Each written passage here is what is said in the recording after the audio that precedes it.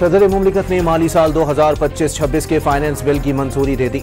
नए माली साल के फाइनेंस बिल का इत्तलाक आज रात 12 बजे से होगा।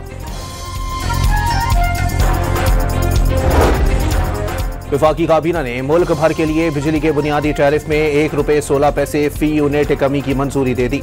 पावर डिवीजन मुल्क भर में यकसा टैरिफ के लिए दरखास्त पहले ही नेपरा में दायर कर चुकी। समाअत कल होगी।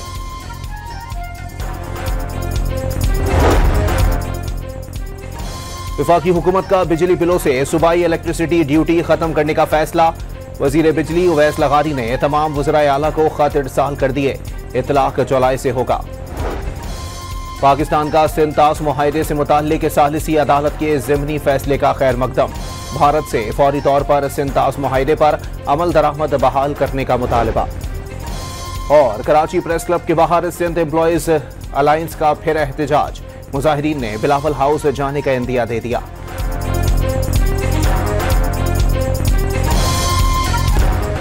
सदर मुमलिकत ने माली साल 2025-26 के फाइनेंस बिल की मंजूरी दे दी। नए माली साल के फाइनेंस बिल का इत्तलाक आज रात 12 बजे से होगा। वफाकी काबीना ने मुल्क भर के लिए बिजली के बुनियादी टैरिफ में ₹1.16 फी यूनिट कमी की मंजूरी दे दी। पावर डिवीजन मुल्क भर में यकसा टैरिफ के लिए दरखास्त पहले ही नेपरा में दायर कर चुकी। समाअत कल होगी।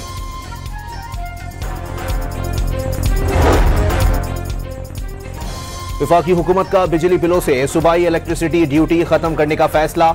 वजीर बिजली उवैस लगारी ने तमाम वज़राए आला को खत इरसाल कर दिए। इतलाक जुलाई से होगा। पाकिस्तान का सिंतास मुआहदे से मुताल्लिक सालिसी अदालत के ज़िमनी फैसले का खैर मकदम। भारत से फौरी तौर पर सिंतास मुआहदे पर अमल दरामद बहाल करने का मुतालबा। और कराची प्रेस क्लब के बाहर सिंध एम्प्लॉइज अलायंस का फिर एहतजाज। मुजाहिरीन ने बिलावल हाउस जाने का इंदिया दे दिया।